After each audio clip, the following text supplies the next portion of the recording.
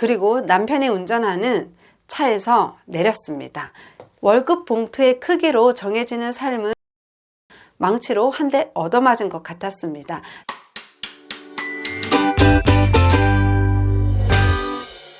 아이들이 엄마 저 발레 배우고 싶어요, 피아노 배우고 싶어요, 뭔가를 배우고 싶다고 할 때 엄마가 적극 지원해 줄게, 양가 부모님이 아프실 때 돈 걱정 없이 척척 돈을 내주고 싶은 그런 사람이 되고 싶었습니다.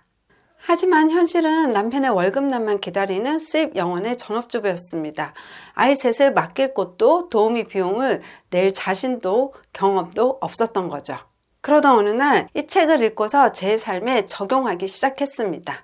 그리고 남편이 운전하는 차에서 내렸습니다. 더 이상 조수석이 아닌 제 삶의 운전석에 앉아서 제가 원하는 속도로 원하는 목적지를 향해서 달리기로 결심했습니다. 전업주부의 인생을 바꿔준 책, 이 영상에서 알려드리겠습니다. 바로 부자아빠 가난한 아빠 책입니다. 이 책은 1997년도에 미국에서 초판 발행이 되었고요. 한국에서는 2000년도에 출판되었습니다. 제가 이 책을 처음 본 것은 2017년 초반이었는데요. 이 책은 부자와 가난한 자의 사고방식, 그리고 부자들이 주는 6가지 교훈, 그 외에 부자가 되기 위한 힘과 태도에 대해서 말하고 있습니다. 그 중에서도 전업주부인 저를 사로잡은 문장이 있었는데요. 바로 월급 봉투의 크기로 정해지는 삶은 삶이 아니다 라는 부자아빠의 말이었습니다. 망치로 한 대 얻어맞은 것 같았습니다. 당시 저희 식구는 한 달에 한 번 들어오는 남편의 월급에 5 식구가 의존하면서 살고 있었습니다. 5 식구의 식비, 교통비, 관리비, 경조사 비용, 그리고 저축까지 하려고 하니 허리띠를 안 졸라맬 수가 없었습니다. 이 책을 통해서 저는 부자가 되기로 합니다. 부자아빠가 꼽는 부자의 비결은 바로 자산과 부채의 차이를 알고 자산을 사는 데 초점을 맞춘다는 것입니다. 그런데 저는 왜 부동산을 선택했을까요? KB 경영연구소에서 발표한 2023년 한국 부자 보고서에 따르면 부자들은 부동산 자산이 56%, 금융 자산이 38%, 그 외에는 금, 보석, 회원권, 예술품 등이 차지한다고 합니다. 하지만 저와 같은 일반 서민들 경우에는 부동산 자산이 80%를 차지한다고 하는데요. 집 한 채가 거의 자산의 전부인 셈입니다. 책에서 말한 자산 중 저는 전업주부가 가장 안전하게 자산을 불릴 수 있는 것은 부동산이라고 생각하는데요. 좋든 안 좋든 넓든 좁든 우리 가족이 머물 만한 집 한 채는 있어야 하잖아요. 상급지로 갈아타기만 잘해도 자산을 수월하게 불릴 수가 있습니다. 또한 주택수를 늘리면서 자산을 좀 더 공격적으로 불릴 수도 있습니다. 단 모든 부동산이 똑같이 상승하지는 않기에 입지 보는 눈을 키워야 하는 건 당연합니다. 자, 그렇다면 우리 한번 생각해 볼까요? 여러분이 살고 있는 지금 그 집, 자산일까요? 부채일까요? 만약 내 명의로 되어 있다 하더라도 그 집이 상승장에서 오르지도 않고 또한 이자만 내고 있느라 바쁘다면 그 집은 부채입니다. 전세나 월세의 경우도 마찬가지겠죠. 그 집이 아무리 오른다 한들 내 소유가 아니고 내 지갑에서 지출만 되고 있는 것이기 때문에 그 집은 부채에 해당됩니다. 제 경우를 한번 살펴볼게요. 이 집은 저에게 부채입니다. 왜냐하면 반전세로 계약을 했기 때문에 집값이 오르든 말든 그 시세 차익은 집주인이 가져갑니다. 그리고 저는 매달 여기 거주하기 위해서 돈을 내고 있죠. 명백히 부채입니다. 하지만 제가 임대를 주고 있는 집들이 있습니다. 그 집들이 2년 혹은 4년에 한 번씩 전세금이 오르면 저는 돈을 받습니다. 자산이 되는 집들이죠.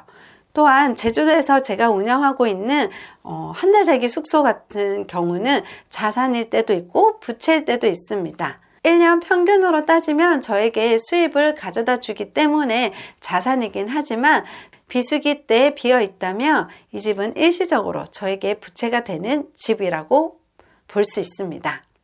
이렇듯 제가 일하지 않아도 시간과 함께 자산이 불어나는 것이죠. 그렇기 때문에 저는 우리 전업주부들이 꼭 부동산 공부를 하셨으면 좋겠습니다.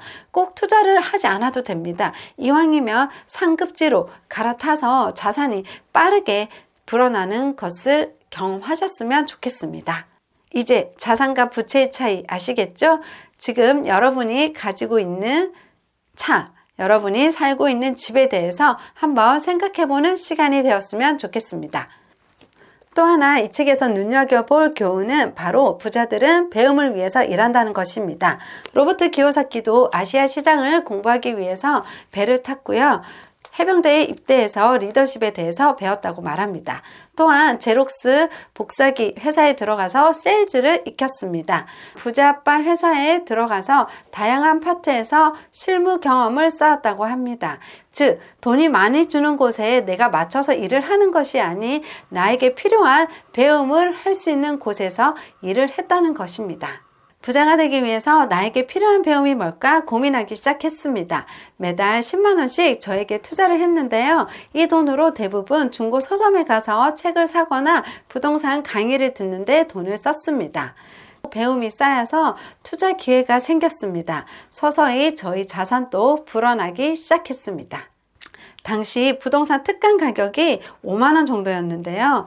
우연히 분양권 강의를 9만 원에 듣게 됐습니다. 처음엔 사실 비싸서 망설이긴 했는데요.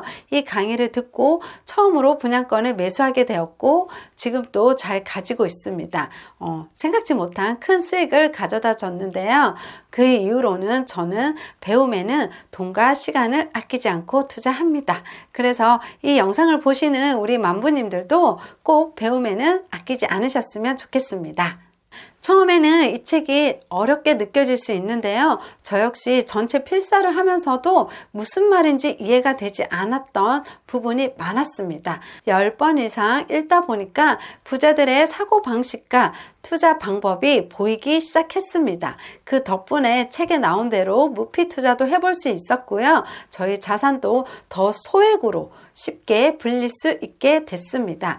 또한 만나는 사람도 달라졌고요. 삶에 대한 태도도 많이 바뀌었습니다.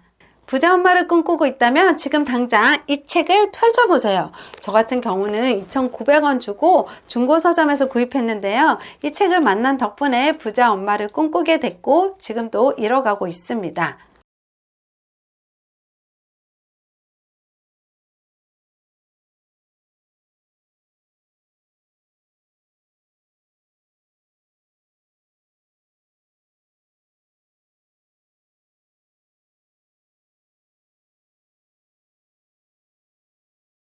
이상 수입 영원이었던 전업주부의 인생을 역주행시켜준 부자아빠 가난아빠 책 리뷰 영상이었습니다. 여러분들의 좋아요와 구독은 영상을 만드는 큰 힘이 됩니다.